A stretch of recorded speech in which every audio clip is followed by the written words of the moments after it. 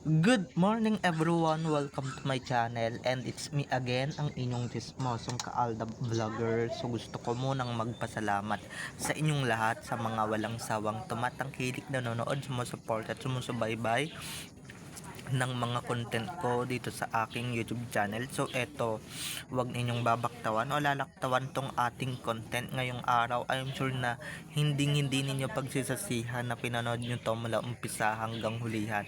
And syempre, wag kayong mag-i-skip ng segment. Buuin nyo to start to finish. Kaya eto na, dumako na tayo sa ating main topic for today's video. Agad-agad. So, eto na nga, no, may nagpapahiwatig talaga noon pa, nung March 2 pa, na talagang babalik na talaga Aldab. Dahil nga dito sa apron, sa iconic apron ni Maine Mendoza bilang Yaya Dub. So, eto na guys, watch this. Mamaya ipapaliwanag ko sa inyo ng buong buo. So, eto na guys, watch this.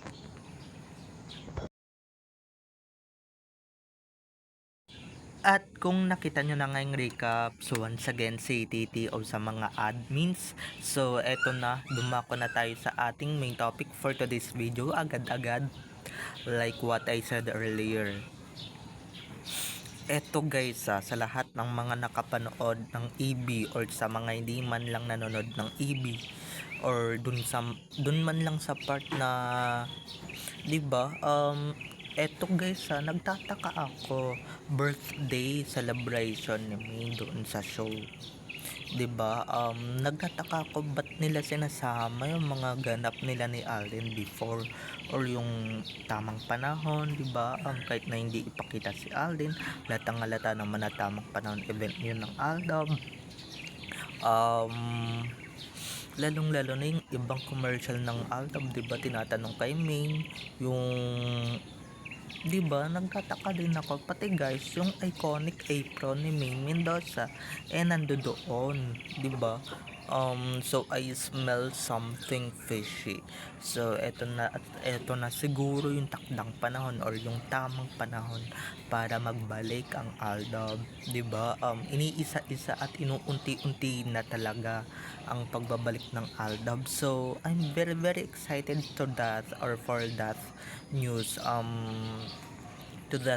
na magbabalik na nga sa yung Aldab. Pero sana 'di ba, gumawa sila ng projects together, gumawa sila ng movies, gumawa sila ng teleseries, ng endorsements ulit, 'di ba, or magsama sila sa bench. So I'm very very excited and I'm very very much excited to that na 'di ba, ako din mismo guys, nanlaki yung mata ko. And syempre bukod dun sa March 2 na event, 'di ba, or sa March, dito sa March,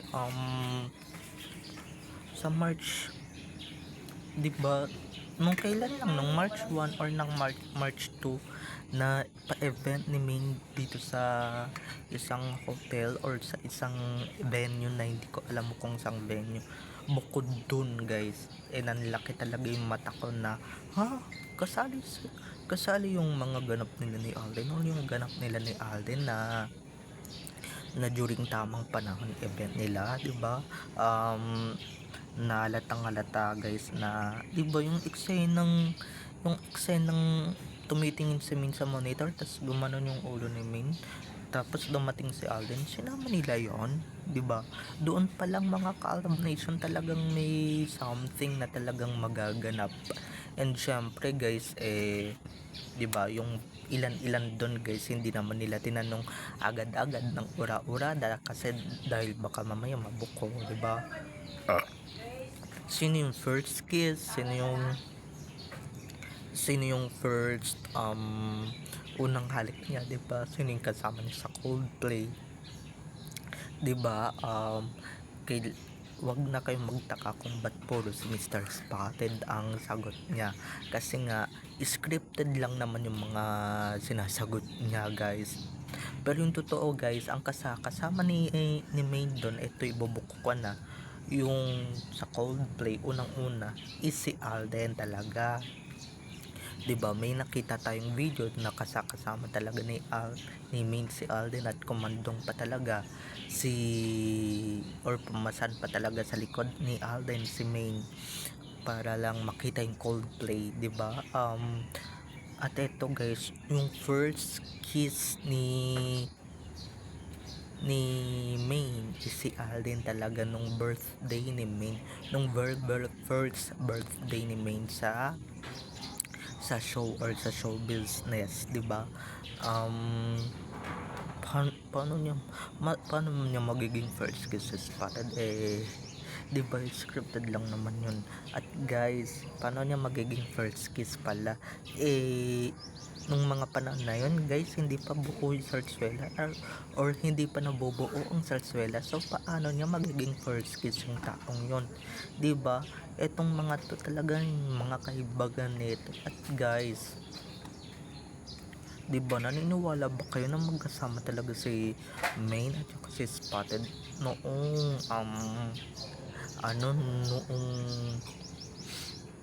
noong Coldplay concert noong 2017 yata yun or 2016, I don't know, 2018 nata yun, 'di ba? Kakikita ko lang guys, wala namang Spotted dun sa venue, 'di ba? So ibig sabihin, meaning lang nun guys, scripted na talaga yung sinasagot. And syempre nasa script na yun, kahit na ayaw talaga namin sagutin or ayaw, labag talaga sa loob niya na sagutin yun, napipilitan na lang siyang sagutin or sumagot, 'di ba? Kahit na ayaw niya or kahit na labag sa loob niya, 'di ba? Kahit na gustong gusto talagang ilabas ng totoo or gustong gusto talaga ni Main ibuka yung bibig niya na si Alden talaga ang kasama niya dito sa mga first ganap niya sa buhay bilang showbiz or bilang tao, bilang artista, 'di ba? Lahat ng first niya si Alden ang kasama niya, maski sa Boracay guys. Ako na mismo magsasabi, si Alden talaga yung lahat ng first na kasama niya, 'di ba? Kaso nga, 'di ba, nasa ilalim tayo ng Sarsuela or nasa ilalim tayo ng pamumuno ng Sarsuela or nasa Sarsuela nga silang dalawa, hindi niya pwedeng ibuko or hindi niya pwedeng sabihin na si Alden talaga yung totoo niyang kasama sa mga first ganap niya sa showbiz or kahit na first kiss niya, unang halik niya, 'di ba?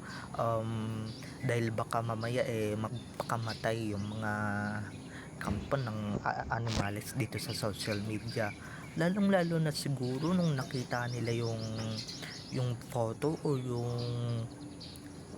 yung photo ni Alden Richards na dumalo doon sa birthday ni Main, 'di ba? Birthday party ni Main. Hindi nila inaasahan yun na dadalo si Alden sa birthday ni Main at magpapaganap siya sa birthday ng asawa niya, 'di ba? So nagulat talaga ako guys nung talagang si Alden, 'di ba? So ayan, manifesting talaga na bumalik na talaga yung Aldab at sana eto na guys, so unti-unti nang nagpapahiwatig, 'di ba? Una, iconic apron ni Yaya Daw na napaka-iconic, 'di ba? At napaka-mahalaga sa kanya, 'di ba? At walang bahid ng Sarsuela nung mga panahon na yan. Napakalinis pa ng mga nung panahon na yan. Napakalinis pa ng mga ng mga ganapan kung susumahin at kung tutuusin, 'di ba? At kung malapatin ninyo, 'di ba? Lahat yan puro memories ni Alden. Apron, yung 'di ba, yung tamang panahon, 'di ba, yung Coldplay, yung first kiss, 'di ba? Puro si Alden lahat ng nasa clue or nasa tanong. Siyempre kailangan lang din kumain yung sagot niya dahil baka mamaya, 'di ba, mabuko and siyempre mabasag yung Sarsuela. So kahit pa paano guys, kahit na sukang suka or diri si Ming dun sa sinasagot niya, syempre kailangan niyang isali yun dahil baka mamaya, di ba, ano yung search nila mabasag ng bonggang bongga. So alam nyo na.